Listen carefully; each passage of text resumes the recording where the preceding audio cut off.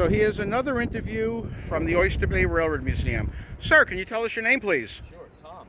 Tom, welcome to the Oyster Bay Railroad Museum. Thank you for interviewing with us today. So where do you live? Where's your home? What do you call home? So I'm nearby in Syosset, which is about one town over. It's a quick 5-6 minute drive.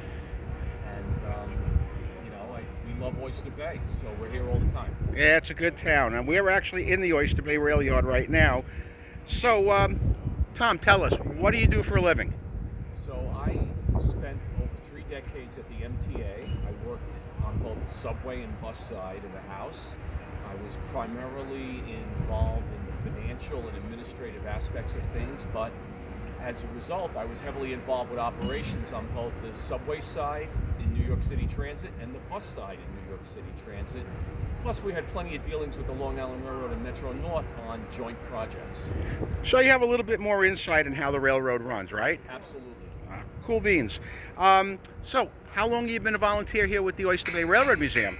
So I became the treasurer of the Oyster Bay Railroad Museum in summer of 2017. I met the president, John Specce, at a volunteer recognition dinner for another one of my nonprofits in which I'm the treasurer in Oyster Bay.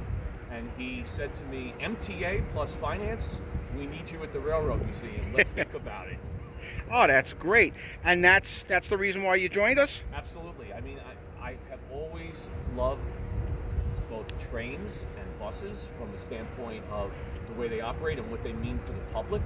And if I could combine that with helping the finances and keeping the place afloat so we can follow these initiatives like we're actually doing today in the yard, it's a great thing. Oh, that's great. Thank you, Tom.